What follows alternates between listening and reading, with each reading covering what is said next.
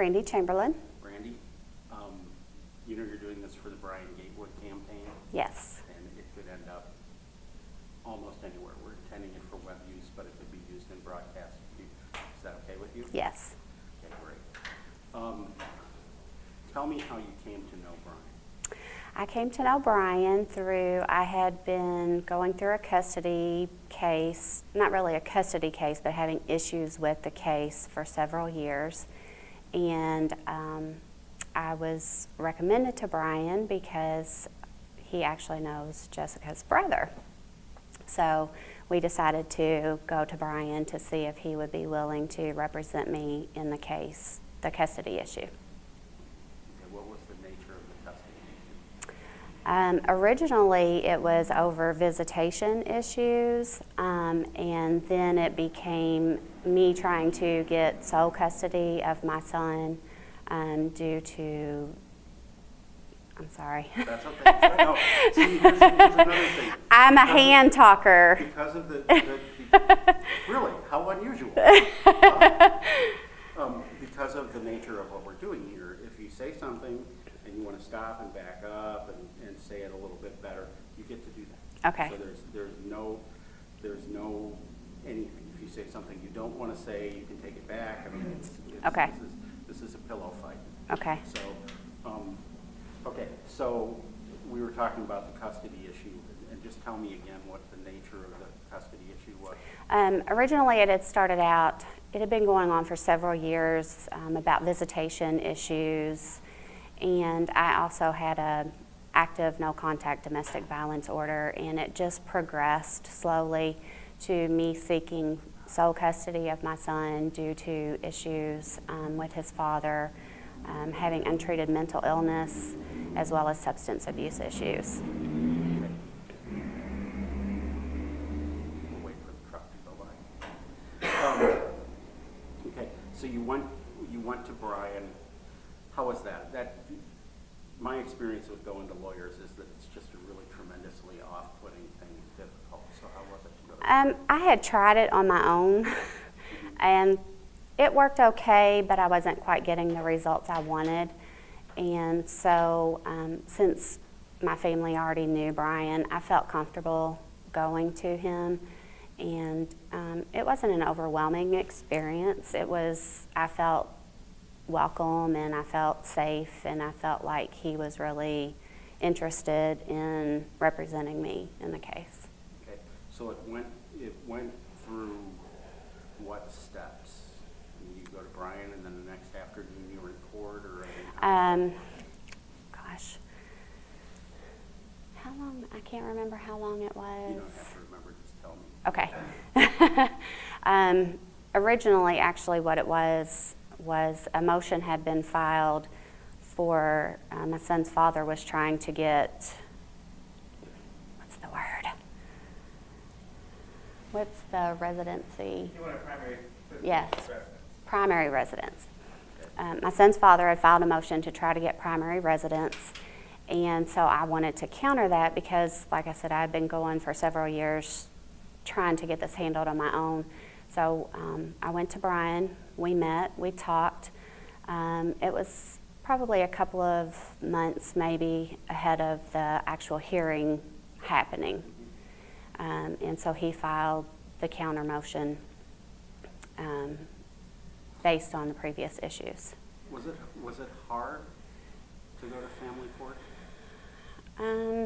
It's not something that I enjoyed doing, just because the nature of the case. I had been before this particular judge a lot, over a lot of issues, and she was very familiar with the case because she's the only one who has handled it from the beginning in 2008. So it definitely wasn't something I looked forward to, but once I had Brian with me, I felt much more comfortable going in there. What did you like that judge? Was that judge comforting or difficult, or? She is it okay for me to say that? You can say whatever you want. Please don't air that. She was very hard to read. Okay. She it seemed like she always tried to be fair, but at the same time, you could never really get a feel for which way she was going. But at the same time, she seemed to have the best interest of my son at heart, as far as her having to follow the legal steps she had to follow as well. Is that, it's interesting to me, because a judge is a different kind of animal. You know, you want your friends to be real friendly and outgoing. It might be sort of off-putting to have a wacky judge. Mm-hmm. Is that the right demeanor for a family court judge to have? I think the right demeanor for a family court judge to have is someone who is compassionate about the well-being of families, whether that may be what you may want. I think the main thing is that for a judge to be compassionate and understanding of the differences in families and the family dynamic. So how did your case end up? Well, eventually, after 2 hearings, she had requested my son go to counseling, which he did, and at the counselor's request, based on her interviewing my son, she recommended that we go and file the motion for sole custody, and she testified in court about the abuse that my son was going through. And basically it was through that I was awarded full custody of my son. That's almost a year ago. How hard is that? I mean, you talk about the abuse that your son was going through. I mean, this is not like the best period of your life. No.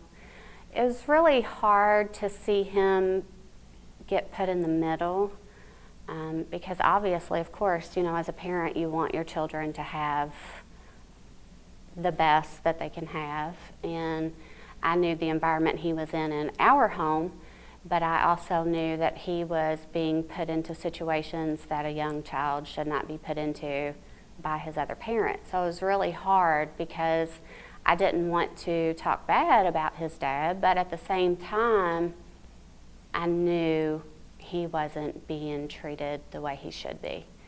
And basically, he was told things that shouldn't be said to a child, and things happened. And so that was really hard to find the proper way to discuss that with him. So tell me about your son. He's 15 now. He's a freshman at Mayo. He's in the marching band. His name is Christopher. What instrument does he play? He plays trumpet. Okay. So a normal instrument, not one of those freaky instruments. Yes, normal. He's played trumpet since he was in the 5th grade. Okay. Yeah. What are his interests besides playing trumpet? Oh, wow. Star Wars. So he's a nerd. He is. He is. That's a custody battle over a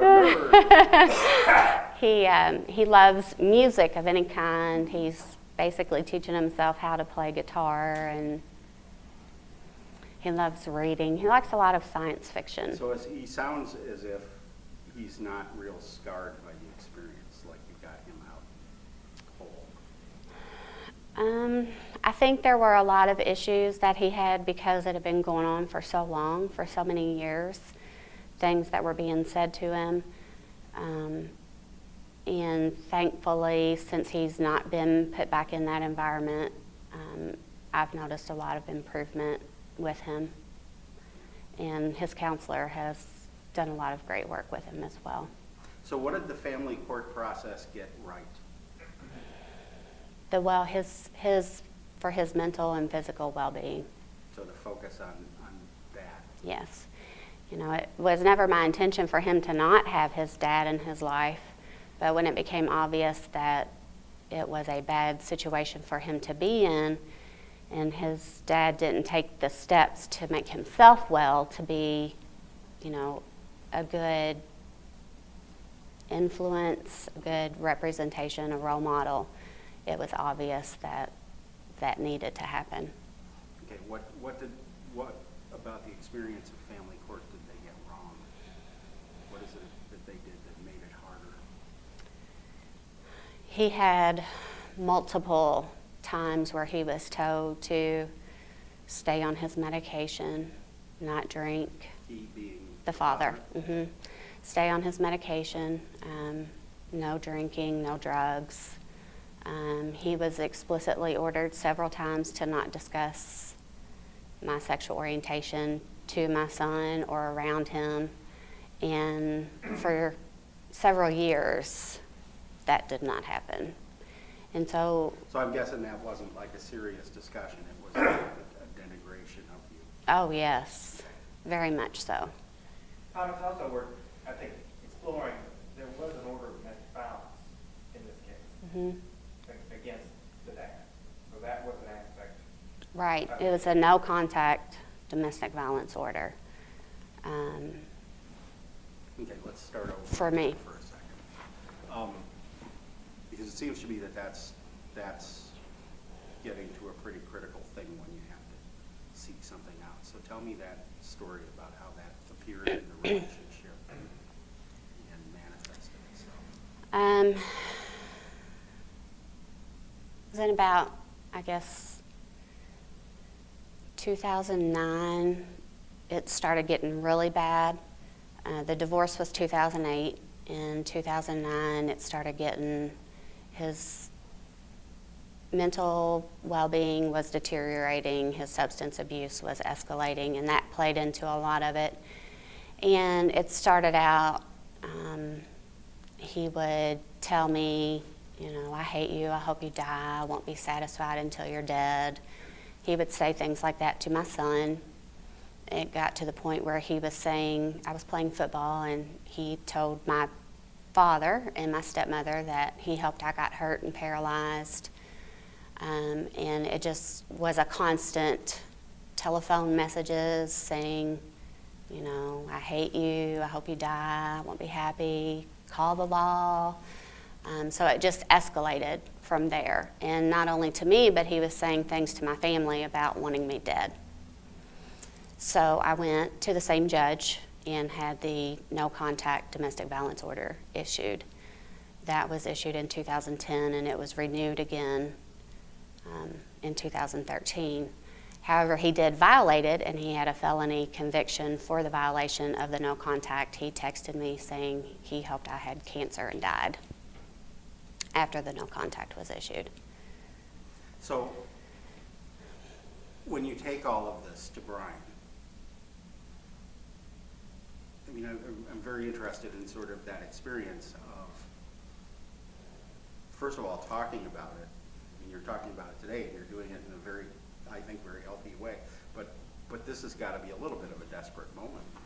It was. And I think because of his past, because he's known my family for such a long time, I felt comfortable being able to talk about that type of stuff with him.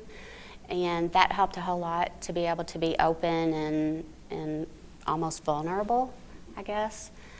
So that helped. Was he a good guide through the process? Absolutely, yes. He, especially with the law aspect of it and the procedures of what I needed to do in order to finally get this settled and the proper steps to take, versus just trying to go about it on my own and figure out here and there. You know, he was very upfront with, okay, this is what we're going to do, this is what we need. And then once the trial came, this is what we're going to talk about, this is what we'll discuss. And we ended up having 2 hearings. One was in September of 2012, and the final hearing was in May 2013. And so throughout that whole process, it was just, I felt comfortable and I trusted that he was going to go for the best result possible, which was to keep my son safe. So what are the attributes you think that Brian brings? You've got experience with family court, you know how the judges work, how the process works. What is it that's going to make Brian good at that? I believe the main thing, like I said earlier, that I think a judge should have is compassion. And Brian definitely has compassion for all families. You know, not just because it's maybe his client, but because it's what's right or what's in the best interest of a child or an entire family. Is it helpful that he spent so long in family court and knows it so well? Oh, absolutely, yes. He actually had represented my brother-in-law several years ago, so that was how I knew to go speak with him. And I think with... It's been about 18 or 16 years since I represented your brother. Yeah, So it's been a yeah. while. How helpful is it to have that kind of experienced guy through the process? Oh, it's tremendously helpful because especially when you don't know the ins and out and you're maybe trying to navigate it on your own, I feel in order to be a good judge and to be able to make decisions that will affect families, you have to know in and out the laws and the processes and be able to focus on that and guide someone towards the proper steps to take. And it's kind of like you have to be a subject matter expert to be able to do that. And without the experience, you're not going to be a subject matter expert. And you have to be a certain kind of human being too, don't you? You have to be kind, compassionate, and caring. Yeah. So where in this process, and we won't use this part, but I'm just curious, where in this process did you meet your wife? We met playing football in 2010. You don't get any jokes about that, do you? Yeah. It's not something that women say that much in my life. Football. We met Yeah. at a football game, yeah. Okay. So you met. Playing football in 2010. We had a ceremony here in 2011 with our family, and we also went to New York in 2011 and got legally married. So you met during the difficulties with the father. Yes. Yes. He had issues the whole time, even before the divorce anyway. It's kind of, he had previous children who lived there, and his drug issues had gone on for a very long time, and she asked me to stay for her, and I did. So it was a very long, tumultuous, stressful, emotionally damaging time for a very long time. So how are you now? I'm great now, especially since I don't have to worry about my son being in that environment anymore, at least until he's 18, and then it's up to him what he does. But that was a tremendous stress that was lifted because I feared for our safety and I feared for his safety because of the volatility of the situation, not knowing what may happen when he went over there every other weekend and knowing the things that were being said to him and what he was being subjected to. So once that burden was lifted, it was like such an emotional feeling. Even though I was happy, I knew at the same time it was going to hurt my son that his dad chose to not follow court orders and just said he would have no contact with him at all. They were going to allow him to have supervised visitation, and he declined that multiple times in the hearing. So that was hard to know that I was going to have to tell him, you know. But the healing process in the last year has been amazing. So you guys met, and did you think for a second, I need to avoid this one, she's just a mess?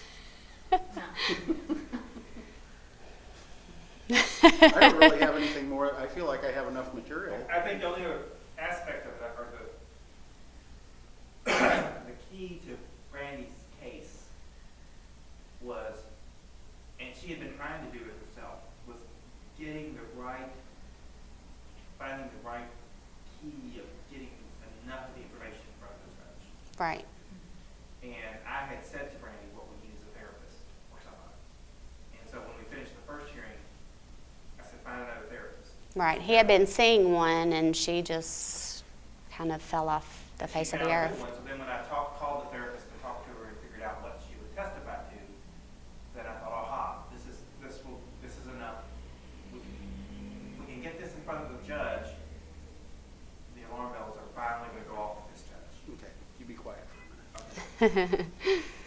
So tell me about the involvement of therapists in your case.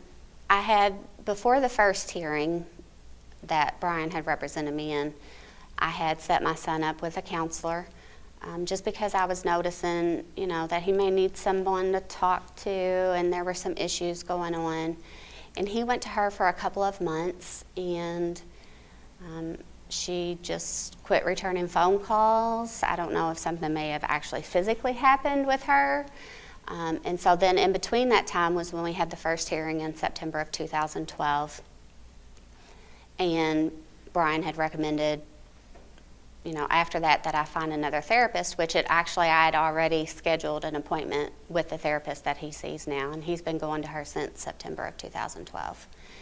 And so the hearing, I think, was on maybe a Thursday or Friday, and his first appointment with her was that following Monday. And she was just able to get him to finally open up and talk about the things that were being said to him and done to him and in front of him. And she is the one who actually came to me and said, he does not need to be in that environment at all. We need to get him out of there, based on things that Christopher had told her in sessions. I tried to not influence her opinion on it going into it. I wanted it to come from him. And it was maybe about 3 or 4 months into it that she came to me and said, this is emergency. He does not need to be there any longer. I don't know how you made it through. I lead, Lori, I lead the dullest life in the world. And I just wake up every day not knowing how I'm going to face the day. And it just boggles my mind. When we were first awarded sole custody, I kind of feared for our safety that he may do something. He's had previous domestic violence issues. He's had multiple DUI arrests. He had smoked crack in front of my son several years ago. That went through the same judge, and she gave him his rights back again. And it kind of felt, I thought, gosh, what is it going to take? How many more times? What else does she need to see or hear? It wasn't about a me versus him. It was about me wanting what's best for my son, for him to be physically and emotionally safe. And when she announced the ruling, taking his rights away, it was like immediately just all the emotions came out, but then there was an initial kind of fear of the retaliation that may come. And he did start contacting my son 2 weeks after she issued her ruling. So we went and had his phone number changed, and there have been no issues since. He did try to go and have his visitation rights reinstated. However, he had not provided any proof of substance abuse counseling, domestic violence counseling, anger management, anything that she had said were the requisites for him to do.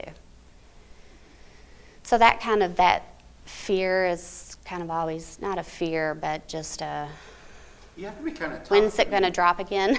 You kind of have to be sort of tough to be a judge. Absolutely. There's- Tough love.